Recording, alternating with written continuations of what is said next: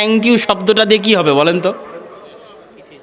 ইউরোপে আমার যে রুমমেট ও মুসলিম, তো ও সব সময় থ্যাংক ইউ বলে কোনো সহযোগিতা করলে। আমি বলি যে, আমি ওকে বলেছি একদিন যে এই থ্যাংক ইউ শব্দটা কেউ যদি আমাকে বলে তাহলে আমার অন্তর পরিপূর্ণ হয় না। যে আমি একটা উপকার করলাম, সেই উপকারের যথোপযুক্ত কোনো প্রতিদান পেলাম না। কেন প্রতিদান পেলাম না? থ্যাংক ইউ বলা হলে থ্যাংক ইউ বলা পর্যন্তই শেষ। তুমি যদি বলতা যে জাযাকাল্লাহু খায়রান, তাহলে অন্ততের প্রতিদানের আশা কার কাছে পেতাম? আল্লাহর কাছে পেতাম। তো যাক, থ্যাংক ইউ দিয়ে কী হবে? আপনি বলছেন আর উপকার করলাম, একটা থ্যাংক ইউ বললো না, ধন্যবাদও বললো না। কিন্তু আল্লাহ কি বলছেন? ও থ্যাংক ইউ বলুক আর ধন্যবাদ বলুক আর না বলুক, তুমি মানুষের উপকার করেছো, শুকরিয়া কে আদায় করবে? ওর শুকরিয়া আদায়ের লিমিট হচ্ছে থ্যাংক ইউ পর্যন্ত, ধন্যবাদ পর্যন্ত। আর আল্লাহর শুকরিয়া আদায়ের কোনো লিমিটেশন আছে? আল্লাহ একটা আপনার ছোট্ট আমলের বরকতে আপনাকে কত কি দিতে পারে আপনি কল্পনাও করতে পারেন না। আল্লাহ মালাইকাতে হামালাতিল আরশ ইন্না মা বাইনা শাহামাতি উযুনিহি ইলা আতিকিহি মাসিরাত ৭০০ আম।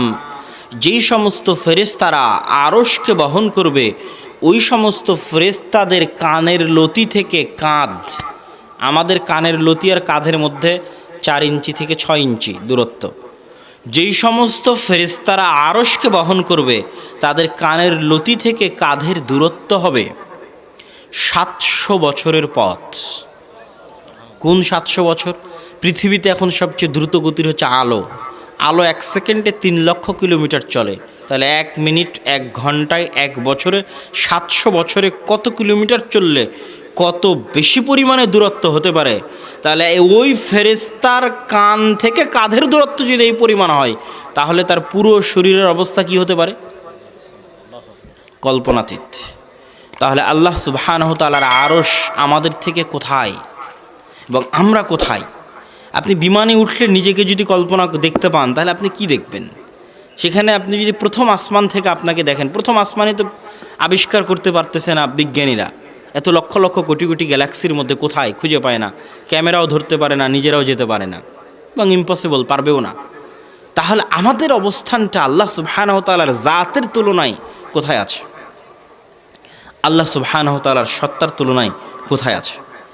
এবার আমরা আল্লাহ সুবহানাহু তাআলার কিছু গুণাবলী আপনাদের সামনে ফুটে তোলার চেষ্টা করব ইনশাআল্লাহুল আজিজ। আল্লাহ সুবহানাহু তাআলার জাতের বিষয়ে যে আইন আল্লাহ, আল্লাহ সুবহানাহু তাআলা কোথায় আছে, এটা বলার পরে আল্লাহ সুবহানাহু তাআলার গুণাবলীর দিকে আমরা এগিয়ে যাই। আল্লাহ সুবহানাহু তাআলার আজকে আপনাদের সামনে যতক্ষণ আমি সময় পাবো, আপনাদের উস্তাদ আসার আগ পর্যন্ত আমি 4টা গুণের ব্যাখ্যা আপনাদের সামনে করব, এবং সময় সংক্ষিপ্ত করার প্রয়োজন হলে সংক্ষেপে করব। এক হচ্ছে আস-সামাদ। কি গুণের নাম বলেন তো? আস-সামাদ।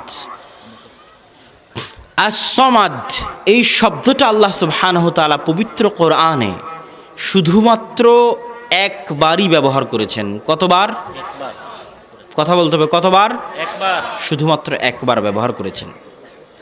অথচ আর রহিম, আল গফুর, আল আজিজ, এগুলো আল্লাহ সুবহানাহু তাআলা অসংখ্য অগণিতবার ব্যবহার করেছে, কিন্তু সামাদ শুধুমাত্র একবার ব্যবহার করেছে। এবং এই সামাদ শব্দের যে 3টা বর্ণ, সদ, মিম, দাল, এই 3টা বর্ণ এতটা ভারী, এতটা প্রভাবশালী, এতটা প্রতাপশালী যে শুধু এই 3টা বর্ণের উচ্চারণ মানুষের হৃদয়কে কাঁপিয়ে দিতে পারে। আস-সামাদ যে সঠিকভাবে আরবিতে উচ্চারণ করতে পারবে, ব্যতিক্রমধর্মী শব্দ।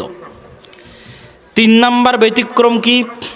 আল্লাহ সুবহানাহু তাআলার যত নাম আমরা জানি, তার মধ্যে সবচেয়ে মহান নাম হচ্ছে আস-সামাদ, যেটাকে আমরা বলি ইসমে আজম। বলে ইসমে আজম দিয়ে দোয়া করলে দোয়া ফেরত দেওয়া হয় না। কথা ঠিক, যে ঠিক হাদিসে এসেছে। ইসমুল আযম, আল্লাহর যত নাম আছে তার মধ্যে সবচেয়ে মহান নাম দিয়ে দোয়া করলে সেই দোয়া ফেরত দেওয়া হয় না। সেই নাম কোনটা বলেন তো? আস-সামাদ। এই নামের ব্যবহার আল্লাহ সুবহানাহু তাআলা সূরা ইখলাসের মধ্যে করেছেন, কুল হুয়াল্লাহু আহাদ আল্লাহুস সামাদ। এই সূরা ইখলাসের মধ্যে এই নাম আছে দেখেই সূরা ইখলাস তেলাওয়াত করলে পবিত্র কোরআনের 3 ভাগের 1 ভাগ, আর 3 বার তেলাওয়াত করলে পুরো কোরআন একবার তেলাওয়াত করার সমান নেকি পাওয়া যায়। আল্লাহু আকবার। তাহলে সামাদ কি এমন? তাহলে তো আমাদের সামাদ সম্পর্কে জানা উচিত না উচিত নয়? বলেন। সমাদ কি এমন নাম যেটাকে ইসমা আজম দেওয়া হলো, সবচেয়ে মহান নাম দেওয়া হলো, সেই নাম সম্পর্কে আমাদের জানা উচিত।